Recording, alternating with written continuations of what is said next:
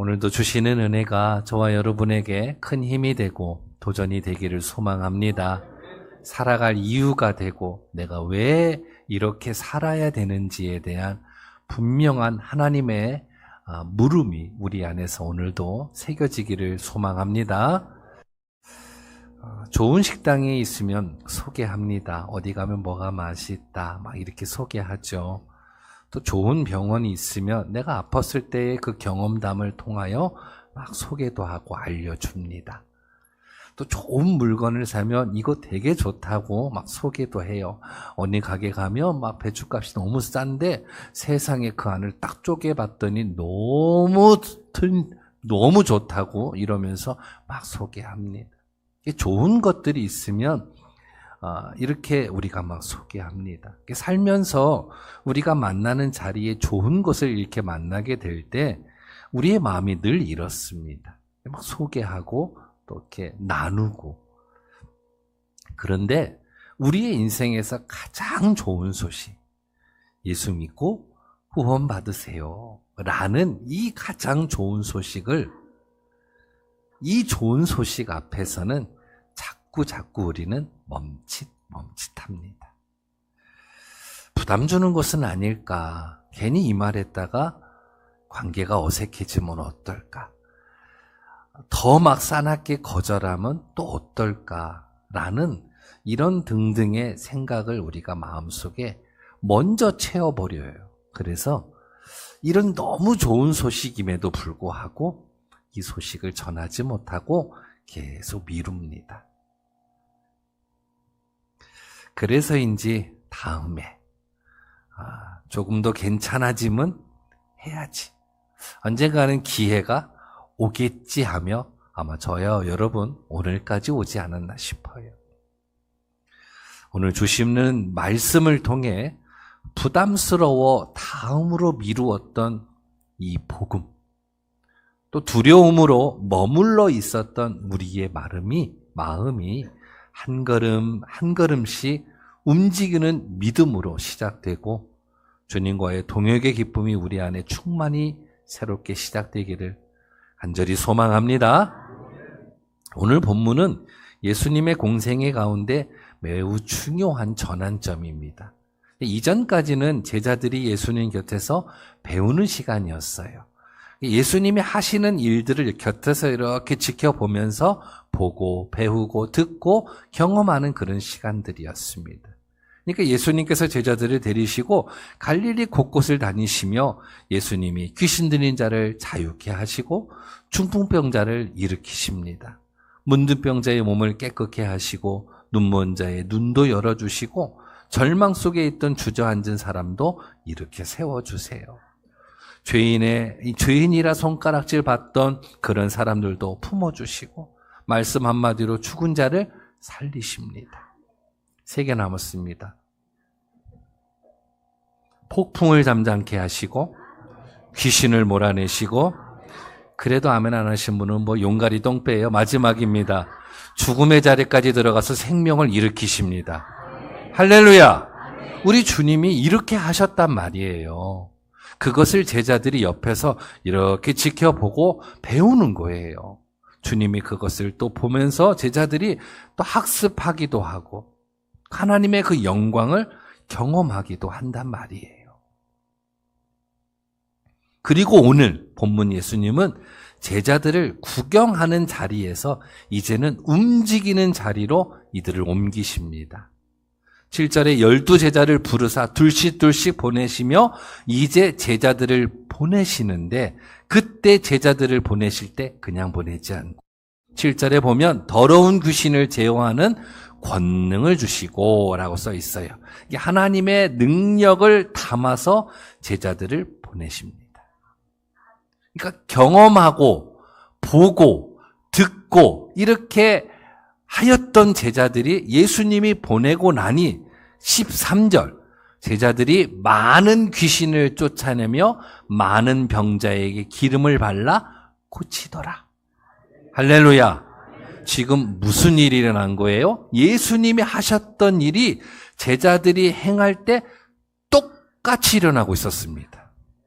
놀라운 일이죠. 이전에는 예수님만 하실 수 있었어요. 예수님만이 하실 수 있었던 일을 이제는 이 제자들이 예수님이 하던 것을 똑같이 재현하고 있는 거예요. 보냄을 받은 제자들이 나가서 복음을 전하자 회개가 일어나고 귀신이 떠나가고 병든 자가 회복이 되는 막 일들이 일어나는 거예요. 나는 이런 일들이 저와 여러분에게도 일어나기를 소망합니다. 여러분, 예수님은 지금 제자들에게 단순히 야, 이것 좀 하고 와라 라고 심부름 차원에서의 일을 시킨 게 아니에요. 가서 복음을 전해라. 마치 이것이 사명이다. 이렇게 말씀하시는 것도 아니에요. 주님이 이 제자들을 보내시는 거에 대한 이해가 오늘 우리에게 있어야 돼요. 주님이 제자들을 보내셨단 말이에요. 그리고 이 제자들이 예수님이 하시던 일을 계속 이어서 하게 하셨어요. 물론 여기에서 우리가 살펴볼 점은 불과 얼마 전까지 이 제자들은요, 두려워서 떨던 사람들입니다. 풍랑 앞에서 무너졌고 먹을 것이 없다고 먹을 것 앞에서 걱정했던 그런 믿음 없는 사람들이에요. 그럼에도 불구하고 예수님은요, 이들을 보내셨단 말이에요. 그런데 예수님이 보내자 이들이 달라진단 말이에요. 예수님의 이름과 권세를 담고 나아가요. 예수님의 이름을 담고 예수님의 사랑을 담고 예수님의 마음을 가지고 다가가요. 다가갔더니 귀신들이 반응을 해요. 질병이 반응을 해요. 다친 영혼이 반응을 해요. 할렐루야. 꼼짝달싹 안 했던 자녀들, 엄마나 열심히 믿어! 꼼짝달싹 안 했던 내 남편, 내 아내, 그리고 내가 사랑하는 지인들, 형제들, 그런 사람들이 예수의 이름을 가지고 나아가니 반응하기 시작하는 거예요. 여보, 그렇게 좋아? 교회 가니? 반응해요. 엄마, 날 위해서 기도 좀 해줘. 이렇게 반응하기 시작하는 거예요.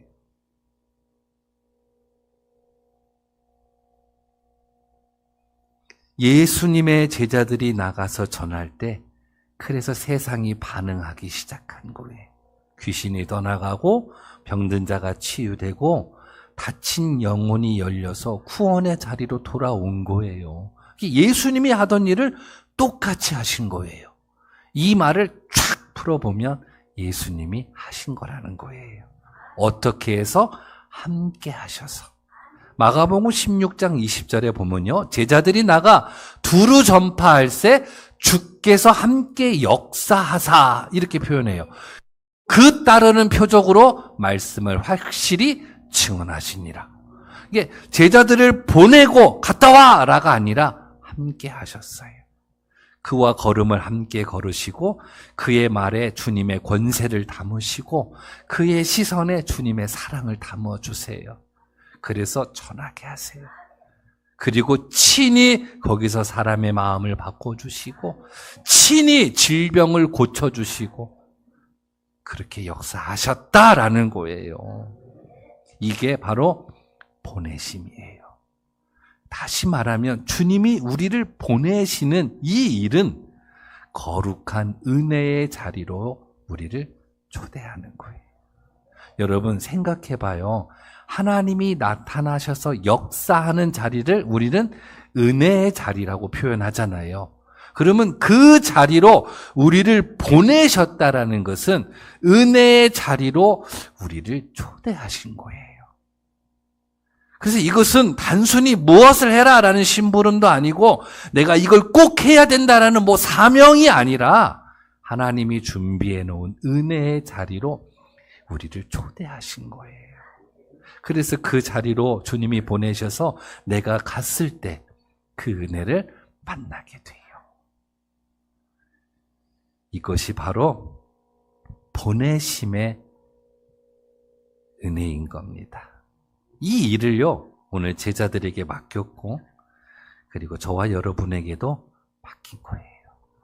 오늘 우리 주보에 초대장이 끼워 있잖아요. 그렇죠? 이 VIP에게 초대장을 전달하는 이 일은요, 하나님이 우리를 통하여 무언가를 하시겠다라는 시작인 거예요. 그래서 단지 예수님의 마음을 담고 예수의 이름을 담고 우리는 그냥 전달하면 됩니다. 그리고 나서 역사는요, 이미 하나님이 하실 거예요. 이 은혜가 저와 여러분에게 시작되기를 간절히 소망합니다. 사실요, 예수님이 다 혼자 하실 수 있는 분이세요. 다 혼자 하셔도 돼요. 굳이 제자들이 필요하지 않아요. 귀신도 예수님 앞에서 떨었고 질병도 물러갔고 죽음도 무릎을 꿇었단 말이에요. 그런데 그냥 혼자 하시면 되는데 왜 제자들을 보내셨을까? 하나님이 그냥 하시면 되는데 하나님의 나라의 일에 제자들을 끼워주신 거예요. 그리고 그 하나님의 나라의 일을 끼워주신 제자들이 경험하게 하신 거예요. 그리고 경험을 통하여 제자들을 통하여 그 하나님 나라의 일을 세상에 흘러보내신 거예요. 끼워주셨어요. 동참하게 하셨어요. 그리고 그 일을 경험하게 하세요. 그리고 그 제자들을 통하여 흘러가게 하세요. 이것이 하늘의 방식입니다. 그 상황을 우리는 은혜를 받았다라고 말하는 거예요. 이 은혜가 저와 여러분에게 시작되기를 소망합니다. 그래서 보내심은요, 부담이 아니에요. 하나님이 나를 보내신 것은 부담이 아니에요. 은혜의 자리로의 초대인 거예요. 이거보다 더 기쁜 일이 어디 있어요? 여러분, 바울은요, 예루살렘으로 들어갈 때 자기를 향한 박해와 고난이 예고되어 있음을 알았어요.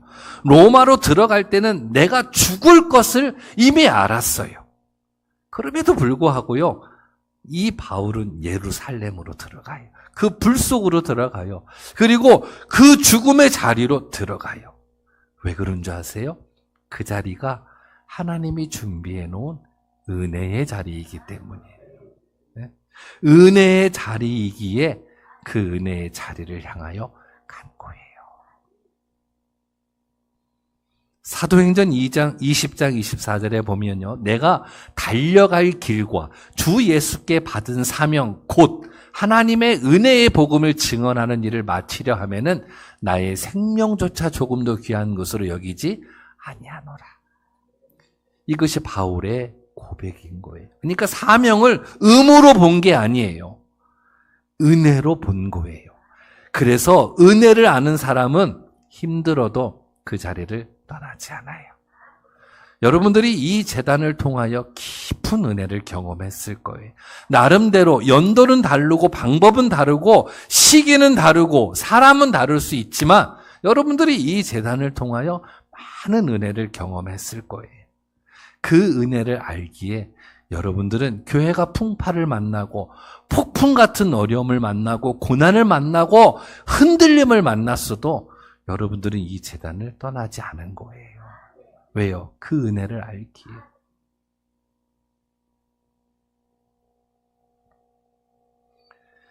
그래서 은혜를 알면 은혜의 자리로 나아갈 수 있고 그 은혜의 자리에서 만나는 것은 하나님이 주시는 기쁨이에요. 나는 여러분들이 믿음 생활하며 늘 기뻐할 수 있기를 소망합니다. 하나님이 우리를 보내셨다. 그리고 하나님이 일하신다. 이 말씀만 놓고 보아도 나를 써주시는 은혜, 그리고 쓰임받는 그 기쁨이라는 것은 그 무엇과도 비교할 수가 없는 거예요. 그래서 하나님 나라의 일에 내가 쓰임받고 있다. 하나님이 나를 부르셔서 기쁨의 자리로 나를 초대하신다. 이거보다 우리의 삶에 더 감격스러운 일들이 어디 있겠냐고요. 사실 생각해 보면 나 같은 사람을 하나님이 부르셨어요.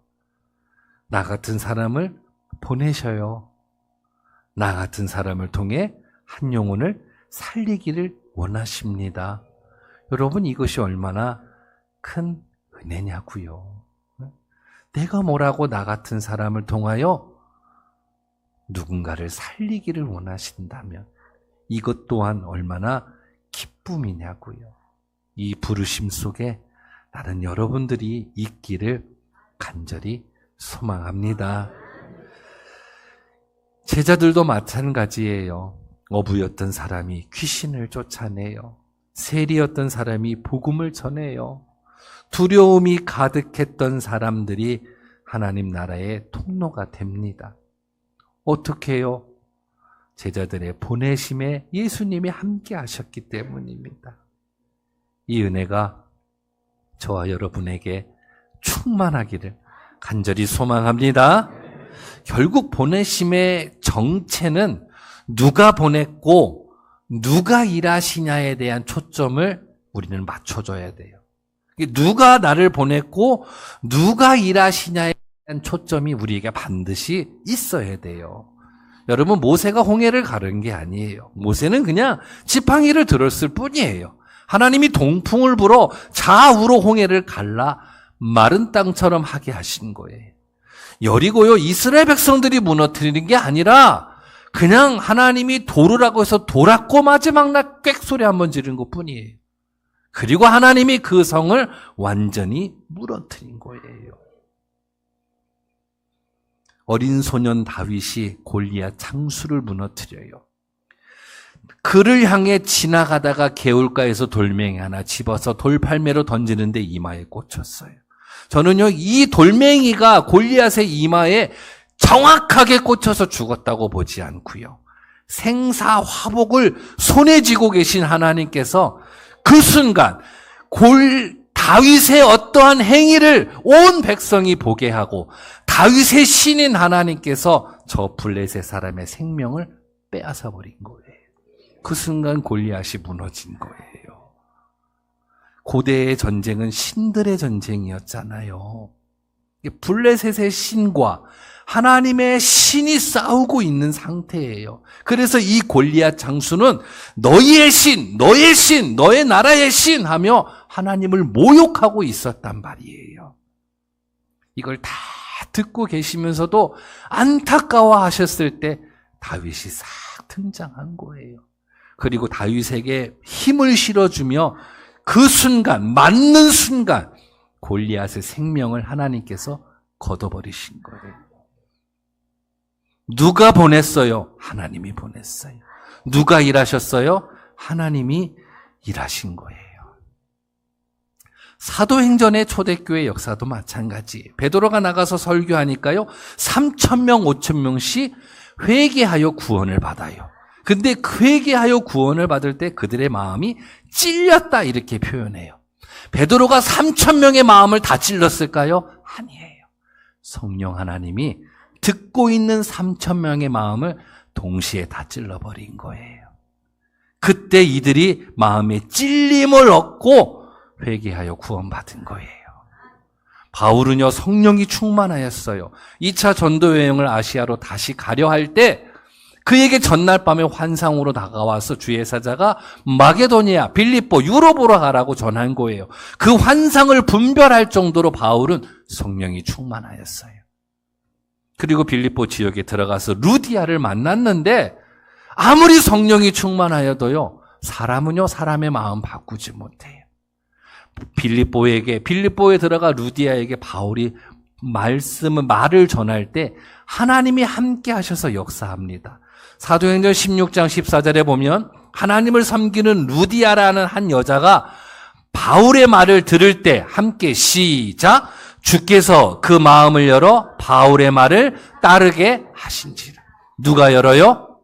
주께서. 하나님이 바울의 말을 듣고 있는 루디아의 마음을 열어주신 거예요.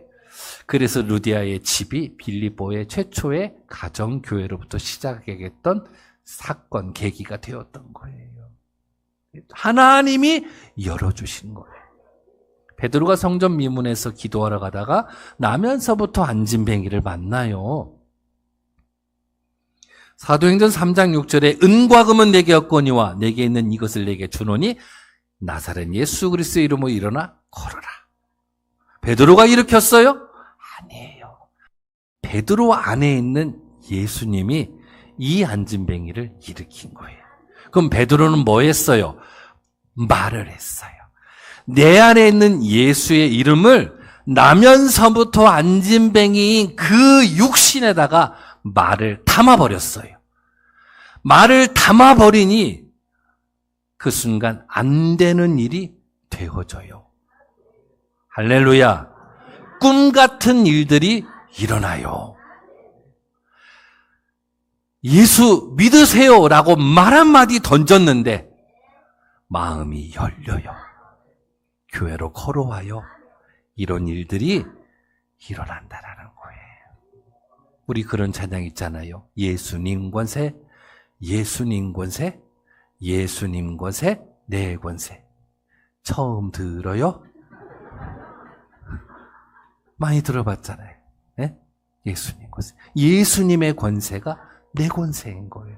내 안에 있는 예수의 이름을 말하고 내 입술을 통하여 예수의 사랑을 보여주고 예수의 이름으로 선언하고 선포할 때 놀라운 일이 일어났다라는 것을 성경은 우리에게 소개하고 있는 거예요. 그래서 예수의 이름으로 슬픈 마음 있는 자에게 예수의 이름을 전하니 그 마음이 기쁨으로 찬송으로 바뀌는 거예요. 연약한 자에게 예수의 이름을 전하니 그 연약함이 강함으로 바뀌어지는 거예요. 이 은혜가 저와 여러분에게 임하기를 간절히 소망합니다. 그래서 우리가 VIP에게 초대장을 전달하는 이 일은요, 억지로 하는 게 아니에요. 여러분, 내가 사람 마음 못 바꿔요. 내가 구원 못 이루어요. 그냥 예수님의 마음을 전하고 예수의 이름을 전하고 그것만 하면 하나님이 마음 움직이시고 하나님이 문 여시고 하나님이 눈물을 터뜨리시고 하나님이 묶여있는 거 풀어주시고 이 은혜가 여러분들의 사역 가운데 일어나기를 간절히 소망합니다. 할렐루야. 좀만 더 들어가 봅니다. 바울의 고백이에요. 골로새서 1장 29절에 보면 이를 위하여 나도 내 속에서 능력으로 역사하는 이의 역사를 따라 힘을 다하여 수고하노라 이렇게 고백하고 있어요. 무슨 말이에요? 바울은 힘을 다하여 수고하노라 이 한마디를 하고 있어요. 이 말을 하며 동시에 하는 말이 무슨 말씀이냐? 내 속에서 능력으로 역사하는 이 두 가지가 동시에 지금 가고 있는 거예요. 나는 할 일이 뭐예요? 힘을 다하여 수고하는 거예요. 그러면서 동시에 따라오는 은혜가 뭐냐? 내 속에서 능력으로 역사하는 이 일을 따라 역사가 일어난다라는 거예요. 믿으시기 바랍니다. 나는 최선을 다하지만 역사하시는 분은 하나님이다. 이것을 명확하게 바울은요, 구분을 짓고 있어요. 그래서 이게 굉장히 중요하거든요. 그래서 하나님이 일하신다 할 때 그러면 우리는 아무것도 하지 않느냐? 이게 아니에요. 하나님이 다 하신다고 할 때 그러면 우리는 아무것도 안 해도 된다? 아니에요. 반대로 우리가 열심히 한다고 해서 우리가 해내는 것도 아니에요. 한마디로 복음 사역은 하나님이 다 하시니까 난 아무것도 안 해도 된다도 아니고 결국 내가 해내야 된다는 것도 아니에요. 뭘 이렇게 복잡하게 얘기하냐? 나는 힘을 다하여 수고하고 하나님은 함께 오셔서 역사하고 이것을 정확하게 구분 짓자라는 거예요. 많이 하고 무언가를 이뤘다고 내가 했다라고 말하면 안 돼요. 오직 다 하나님이 하신 거예요. 믿으시길 바랍니다. 그래서 여기까지 지내온 것 주의 크신 은혜라. 우리는 끊임없이 이 고백을 하나님 앞에서 해야 돼요. 그래서 오늘 우리가 붙들어야 할 것은 힘을 다하여예요. 대충 하는 거 아니에요. 눈가림으로 하지 않아요. 영혼을 향해 진심을 다해야 돼요. 초대장 하나를 전해도 기도하고 전하고 눈물로 전하고 사랑으로 전하는 거예요. 그렇게 전할 때 동시에 하나님께서 내 안에서 능력으로 역사하심을 우리는 보게 될 거예요. 이것이 뭐냐? 동력이에요. 그래서 우리는 하나님의 동력자인 거예요. 믿으시길 바랍니다. 요한복음 15장 5절에도 주님이 이렇게 말씀하세요. 너희가 나를 떠나서는 아무것도 할 수 없습니다. 그래서 이 모든 것을 정리하면 하나님이 역사하실 것을 기대하며 나는 최선을 다한다입니다. 이 한 주간 초대장 들고 기도하며 힘을 다하여 최선을 다하시고 하나님의 역사를 기대하는 여러분 모두가 되기를 간절히 소망합니다. 말씀을 마무리합니다. 우리 하나님은요, 우리에게 결과를 묻지 않아요. 너 왜 그거 못했니? 그렇게 말하지 않아요. 왜요? 어차피 하나님이 하시는 거예요. 그러나 하나님은요, 우리의 손, 우리의 입, 우리의 발을 원하고 계세요. 여러분, 오병이의 기적을 보세요. 사람의 손, 사람의 순종, 사람의 말, 사람의 발을, 사람의 그 수고를 필요로 하세요. 그러나 역사는 누가 해요? 하나님이 하신 거예요. 떼어주는데 줄어들지 않아요. 또 떼어주는데 계속 나누어 주는데 여전히 그대로예요. 사람의 손, 사람의 말, 사람의 수고가 필요하다라는 거예요. 나는 그래서 여러분들이 하나님의 손이 되고 하나님의 팔이 되고 하나님의 입이 되어 힘을 다하여 수고하는 여러분 모두가 되기를 소망합니다. 이것이 바로 하나님과의 동역을 이루는 삶이에요. 여러분, 오늘 내가 예수 믿고 여기 앉아 있는 것도 사실은요, 누군가가 나를 포기하지 않았어요. 누군가가 나를 위해 기도했어요. 누군가가 나를 위해 전했어요. 누군가 보내심에 순종했어요. 그 누군가가 우리처럼 어쩌면 두려워할 수도 있었을 거예요. 어쩌면 망설이고 어쩌면 고민도 하고 있었을 거예요. 그러나 결국은 그 사람이 순종했어요. 그 순종을 통하여 오늘 내가 여기 앉아 예배하고 있는 거예요. 예. 그래서 이제는 우리 차례예요. 여러분에게 드린 이 초대장은 그냥 종이가 아니에요, 여러분. 하나님 아버지의 마음이에요. 내 집을 채우고 싶다라는 하나님의 간절한 마음. 한 영혼이라도 살리고 싶다, 돌아오게 하고 싶다라는 하나님의 바람이에요. 그래서 하나님의 사랑과 눈물이 담긴 이 초청장 툭 던지든 주지 마세요. 정성을 담아 전하세요. 식사 대접하면서 전하세요. 커피라도 한 잔 사주면서 전하세요. 사랑한다 고백하며 전해주세요. 왜요? 그 영혼이 하나님 보시기에 천하보다 귀하기 때문입니다. 그 영혼을 하나님이요 사랑하기 때문이에요. 추측건대 천국 가서 놀라게 될 순간들이 있다니까요. 천국을 갔는데 그때 내가 말 한마디 툭 던진 영혼이 천국에 와 있는 거예요. 깜짝 놀라는 거죠. 내가 포기하지 않았고 툭 던져서 주의 사랑을 전했었기에 저 영혼이 여기에 와 있다라는 것을 보게 될 때 얼마나 기쁘고 감격스러울까요?